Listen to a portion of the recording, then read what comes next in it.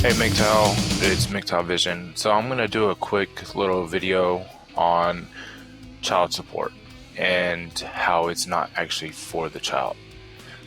So the reason why I come to this conclusion, yes, some of it is for the child. Obviously, if the woman doesn't work, has a low-paying job, or has a full-time job that she needs it for daycare. But the thing is what gets me and what pisses me off the most is, let's say the father gets a higher paying job. Well, that man is no longer have full access to his child. He is no longer in a relationship with the mother. So why is it that the woman is able to take the man back to court and up her child support based on the pay of the man? And is it rarely the case that the man is able to go to court and lower his payments due to his income? So it does happen where he can lower it, but the majority, or more likely that he actually does lower his payments, is rare. So that's what gets me pissed off, is it's really not about the child. It's really about the government coming in and saying, well, we don't want her to live off of welfare. We're trying to limit the amount of welfare she uses. So what we're going to do is allow her to come in and take a certain percentage, no matter how much money you make, to keep her off of welfare. So let's say she gets divorced with the man. He's making $70,000 a year. She takes home a $700 child support check. Let's say he gets a raise or starts his own business. Next thing you know, he's making six figures. He's making $125,000 a year. She takes him back to court. Next thing you know, she's getting a $1,200 check each month. So at this point, what's the difference?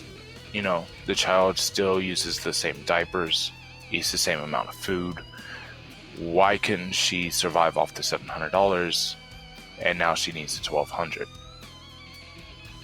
And does a child really cost $1,200 a month to take care of? You have food, clothing, daycare. So let's look at it. At the beginning age of a child, you need food, clothing, and diapers. That's it. And daycare. Okay, so yeah, daycare. Daycare is the biggest expense.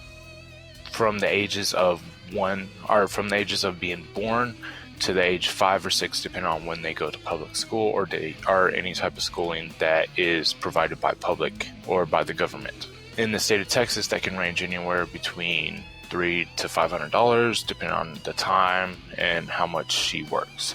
So let's say she works a full-time job. Most of the time, you range around $600. After that, food and clothing, which is usually already in a divorce, is usually already have been provided by not only the father, but by other family members. And food is not cheap, but still can be provided. So yeah, the $700, I believe, would be just fine. Because for one, the man isn't no longer responsible for providing 100% for the child. The woman is now 50-50. She decided to end the relationship or decided to get a divorce, vice versa, same thing. The point is that she got custody. She gets to spend all the time with the child. She gets to raise the child. She gets to implement her views on the child and not the man. So the man shouldn't have to pay 100%. Let's just say 50%. So with the clothing and food, yeah, $700 is perfectly fine. Even with a high daycare bill, should be just fine.